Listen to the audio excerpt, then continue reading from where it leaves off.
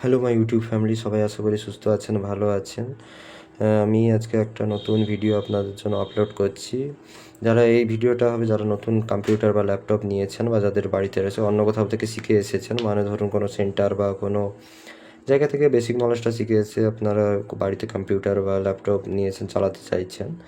যাই হোক, আমি একটা জিনিস আজকে নতুন জিনিস শিখিয়ে দিচ্ছি, ইউটিউব কীভাবে চালাতে হয় কম্পিউটারে। ইউটিউব ল্যাপটপে বা ডেস্কটপে ইউটিউব কীভাবে চালাবো। প্রথমে আমি এই জন্য ক্রোম অপশানে আসবো, ক্রোম অপশানে ক্লিক করলাম। দেখুন আমার এখানে ইউটিউব লেখা রয়েছে সমস্ত কিছু, কিন্তু আমি আপনাদের সুবিধার্থে, তাছাড়া এখানে সার্চ করেও আনা যায়। আমি আপনাদের সুবিধার্থে আমি সার্চ করছি। আমার এখানেও রয়েছে, আমার মানে আমি চালাই এখানে ইউটিউব সবসময় এর জন্য, তাই যেই জন্য আমার এখানেও রয়েছে, ইউটিউবটা শো করছে এখানে দেখুন। কিন্তু এবার আমি আপনাদের সুবিধার্থে আমি সার্চ করে দেখাই, YOU, এই যে ইউটিউব চলে এসছে, ঠিক আছে। আপনারা চাইলে পুরোটাও টাইপ করে নিতে হয়। এরপরে আমি এন্টারে মারবো, এই যে এন্টার বোতাম। এন্টারে মারলে এইরকম একটা ইন্টারফেস আপনাদের সামনে ওপেন হয়ে যাবে। এবার আমি এইটাকে আমি এই যে লেখাটাকে আমি ডবল ক্লিক করব। ডবল ক্লিক করলে এই দেখুন এখানে লোডিং নিচ্ছে, এই দেখুন ইউটিউব চলে এসছে।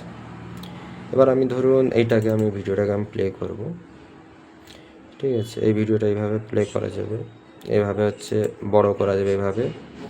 আর এই যে এইখানটায় যে এটা রয়েছে, এখান থেকে বিভিন্ন এই যে কোয়ালিটি, এখানে বিভিন্ন রকম কোয়ালিটি রয়েছে, বিভিন্ন রকম মানে বিভিন্ন কোয়ালিটির আপনার ভিডিও এখানে প্লে করতে পারবেন। কোয়ালিটি চেঞ্জ করা যাবে এখান থেকে ছোটো করা যাবে।